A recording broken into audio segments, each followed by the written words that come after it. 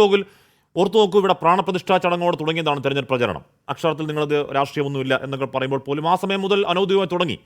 3 സംസ്ഥാനങ്ങൾ അതിനുമുമ്പ് ജയിക്കാനായി എന്നുള്ള വലിയ ആത്മവിശ്വാസം വനിതാ സംവരണ ബിൽ പാസ്സാക്കാൻ കഴിഞ്ഞു. പിന്നെ G20 ഉച്ചകോടി വിജയിക്കുമെന്ന അക്ഷരാർത്ഥത്തിൽ വലിയ പ്രതീതി എന്ന് പറഞ്ഞാൽ പ്രതിപക്ഷം വെറുതെ മത്സരിക്കുകയാണ്, ഒരു കഥയില്ല എന്നുള്ള ഒരു പെർസെപ്ഷനിൽ ഒന്നാം ഘട്ടം കഴിയുമ്പോഴേക്കും ആ കളി ഒന്നാകെ മാറുന്ന നമ്മൾ കണ്ടതാണ്. ഇപ്പോൾ ഇന്ത്യ സഖ്യത്തിൻ്റെ വിജയം പ്രവചിക്കുന്ന രാഷ്ട്രീയ നിരീക്ഷകർ വരെ ഉണ്ട്. 2014-ലും 19-ലും ഒന്നും നമ്മൾ കണ്ടിരുന്നില്ല. അങ്ങനെ അൺസർട്ടൈൻ അവസ്ഥയിലേക്ക് എത്തുമ്പോൾ നിങ്ങൾ ഈ പറഞ്ഞ 400 പാറോ ഒരുപക്ഷെ കേവല ഭൂരിപക്ഷമോ പോലും ഒരു തുലാസിൽ നിൽക്കുന്നു എന്നൊരാശങ്കയുണ്ടോ യുവരാജ് ഗോകുൽ? BJP ഒറ്റയ്ക്ക് 300+ കടക്കും എന്നുള്ള കാര്യത്തിൽ എനിക്ക് പ്രത്യേകിച്ച് ആശങ്കയൊന്നുമില്ല ഹാഷ്മി. ഞാൻ ഈ പറയുന്ന ലീഡിംഗ് ആയിട്ടുള്ള പല സെഫോളജിസ്റ്റുമാരോടും വളരെയധികം നേരിട്ട് തന്നെ ഡിസ്കസ് ചെയ്തിട്ടുണ്ട്. എനിക്ക് കിട്ടുന്ന ഇൻപുട്സ് എന്ന് പറഞ്ഞു കഴിഞ്ഞാൽ വളരെയധികം നമ്മളെ സംബന്ധിച്ചിടത്തോളം വളരെ പ്രോസ്പെക്റ്റീവായിട്ടുള്ള ഇൻപുട്സ് തന്നെയാണ് അവരുടെ ഭാഗത്തുനിന്ന് ലഭിച്ചുകൊണ്ടിരിക്കുന്നത്. ഇതിനകത്ത് ഞാനൊരു കാര്യം ചോദിച്ചോട്ടെ ഹാഷ്മി. ഇപ്പോൾ നിങ്ങൾ പറയുന്നുണ്ട് 1ാം ഫേസ് വരെ അങ്ങനെ ആയിരുന്നു പൊയ്ക്കൊണ്ടിരുന്നത്, പെട്ടെന്ന് സിനാരിയോ മാറി എന്നൊക്കെ പറയുന്നുണ്ട്. സിനാരിയോ മാറാൻ വേണ്ടിയിട്ട് ഇന്ത്യയിൽ എന്താണ് സംഭവിച്ചത്? ഇന്ത്യൻ പൊളിറ്റിക്സിൽ എന്താണ് സംഭവിച്ചത്? പുതിയതായിട്ട് എന്ത് സംഭവിച്ചു? ഇപ്പോൾ ശ്രീമതി ലിസ് മാത്യു മാഡം തന്നെ പറയുന്നത് എന്താണ്? നരേന്ദ്രമോദിയുടെ ടോണ് മാറി, അദ്ദേഹം കുറച്ചുകൂടി അഗ്രസീവായി, അദ്ദേഹം ചില കമ്മ്യൂണൽ ഇഷ്യൂസൊക്കെ അദ്ദേഹം പറഞ്ഞു തുടങ്ങി എന്നുള്ളതാണ്.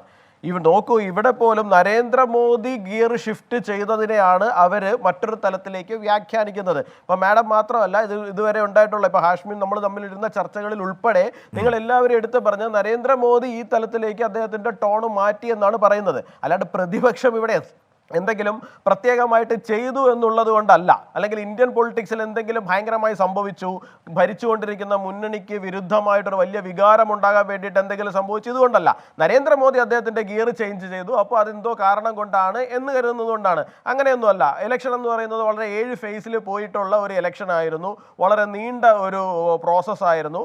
അതിൻ്റെ അകത്തേക്ക് സ്വാഭാവികമായിട്ട് BJPയെ സംബന്ധിച്ചിടത്തോളം പ്രതിപക്ഷം എറിഞ്ഞു എന്നത് ഒരു ക്ലീൻ ഫുൾ ടോസ് ആയിരുന്നു. അത് മിസ് ചെയ്യാൻ വേണ്ടിയിട്ടുള്ള രാഷ്ട്രീയ പാപ്പരത്വം ശരിക്കും പറഞ്ഞു കഴിഞ്ഞാൽ ഇവിടെ ഇല്ല. അതുകൊണ്ട് തന്നെ അത് കൃത്യമായിട്ട് യൂസ് ചെയ്യുന്ന സാഹചര്യം ആയുധങ്ങൾ വീണ്ടും ഉപയോഗിക്കും. അതൊക്കെ തെരഞ്ഞെടുപ്പിൽ സ്വാഭാവികമാണ്. മോദിയോട് തന്നെ പോയ കാലങ്ങൾ നോക്കി യുവരാജ് ഗോകുൽ, ഈ 1952-ലെ തെരഞ്ഞെടുപ്പിൽ ഇതേവരെ ഒരു തെരഞ്ഞെടുപ്പിലും ഒരു പ്രധാനമന്ത്രിമാരും പറയാത്തത്ര പച്ചവർഗീയത പറഞ്ഞൊരു തെരഞ്ഞെടുപ്പ് കാലം കാണാം. എന്താണ് പോയ 45 ദിവസം എന്തൊക്കെ നമ്മൾ കേട്ടുവന്ന്. മംഗല്യസൂത്രം പൊട്ടിച്ചു കൊടുക്കുന്നു, രാജ്യത്തെ അദ്ദേഹത്തിന് തന്നെ പൗരന്മാരെ ഗുസ്പേട്ടുകൾ രാജ്യത്തിലെ പ്രധാനമന്ത്രി ആ രാജ്യത്തെ പൗരന്മാരെ കുടിയേറ്റക്കാർ അല്ലെങ്കിൽ ഗുസ്പേട്ട് എന്ന് വിളിക്കുന്നത് നമ്മൾ കണ്ടു. പ്രതിപക്ഷ നേതാക്കൾ ഈ മുജ്ര നൃത്തം കളിക്കുന്നവരാണെന്ന് വൃത്തികെട്ട വാക്കുകൾ നമ്മൾ കണ്ടു. അങ്ങനെ രാജ്യചരിത്രത്തിൽ തന്നെ ഇതുവരെ കാണാത്ത രീതിയിൽ വർഗീയത പറഞ്ഞു.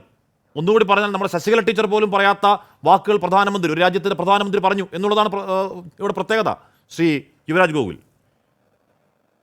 ഹാഷ്മി, രാഹുൽ ഗാന്ധിയുടെ ഒരു സ്പീച്ച് ഞാൻ നിങ്ങൾക്ക് കാണിച്ചു തരാം. അദ്ദേഹം ഒരിടത്തിരുന്നിട്ട് കൂടിയിരിക്കുന്നവർക്ക് ക്ലാസ് എടുക്കുകയാണ്. നിങ്ങളുടെ മക്കള് പല പരീക്ഷകൾക്കും തോൽക്കുന്നത് ഉയർന്ന ജാതിയിലുള്ളവർ ക്വസ്റ്റ്യൻ പേപ്പർ തയ്യാറാക്കുന്നത് കൊണ്ടാണ്, ആ ക്വസ്റ്റ്യൻസിന് ആൻസർ ചെയ്യാൻ കഴിയാത്തത് കൊണ്ടാണ് IIT ക്രാക്ക് ചെയ്യാൻ പറ്റാത്തത്, IIM ക്രാക്ക് ചെയ്യാൻ പറ്റാത്തത് എന്നൊക്കെ ഉള്ള തലത്തിൽ പറയുകയാണ്. ഇതിനെ നിങ്ങൾ എന്തായിട്ടാണ് പറയുക? നരേന്ദ്രമോദിജി മറുപടി പറയുന്നു എന്നുണ്ടെങ്കിൽ ഇവർ ഈ കാസ്റ്റിനെ എടുത്ത് കളിക്കുമ്പോൾ സ്വാഭാവികമായിട്ട് അദ്ദേഹം മറുപടി പറയുമ്പോൾ അദ്ദേഹം അവർക്ക് എവിടെയാണോ കൊള്ളേണ്ടത് കൃത്യമായി കൊള്ളിച്ച് തന്നെ അദ്ദേഹം മറുപടി പറയും. ഇതൊരു തെരഞ്ഞെടുപ്പാണ്. ആ തെരഞ്ഞെടുപ്പിനെ സംബന്ധിച്ചിടത്തോളം ഇങ്ങോട്ടേക്ക് വരുന്ന ഒരു സാധനത്തിന് അതിൻ്റെ അതേ രീതിയിൽ തന്നെ തിരിച്ചു കൊടുക്കുക എന്ന് പറയുന്നത് ഇവിടുത്തെ ഒരു പ്രോസസ്സാണ്. ഞാനൊന്ന് പറഞ്ഞോട്ടെ, ഇപ്പോൾ നിങ്ങൾ എന്തുകൊണ്ടാണ് വൺ സൈഡ് മാത്രം പറയുന്നതെന്ന് എനിക്ക് മനസ്സിലാകുന്നില്ല. ഇന്ന് ഇന്ത്യ മുന്നണിയുടെ ഭാഗം തന്നെയാണല്ലോ ആം ആദ്മി പാർട്ടി എന്ന് പറയുന്നത്. ആം ആദ്മി പാർട്ടിയുടെ ഒരു നേതാവ് പറഞ്ഞിരിക്കുന്ന ഒരു കാര്യം, ആം ആദ്മി പാർട്ടിയുടെ കേരളത്തിന്റെ ഫേസ്ബുക്ക് പേജിനകത്ത് കിടക്കുന്നത് കണ്ടിട്ടാണ് ഞാൻ ഇങ്ങോട്ട് വരുന്നത്. അവർ പറയുന്നത് നരേന്ദ്രമോദിജി കന്യാകുമാരിയിൽ പോയിരിക്കുന്നത് ഇലക്ഷൻ റിസൾട്ട് വരുന്നതിന് മുമ്പ് ആ കടൽ വഴി ചാടി നീന്തി രക്ഷപ്പെടാൻ വേണ്ടിയിട്ടാണെന്നാണ്. എന്തൊക്കെ തരത്തിലുള്ള പൊളിറ്റിക്സ് ആണ് ഇവർ പറയുന്നത്? മോദിജി എന്തും പറയാമെന്നുള്ളത് ഇപ്പൊ പ്രധാനമന്ത്രി രാഹുൽ ഗാന്ധിയെ പറയുന്നു, രാഹുൽ ഗാന്ധി പ്രധാനമന്ത്രിയെ പറയുന്നു, രാജ്യത്തെ രാഷ്ട്രീയ നേതാക്കൾ അങ്ങോട്ടും ഇങ്ങോട്ടൊക്കെ പറയും.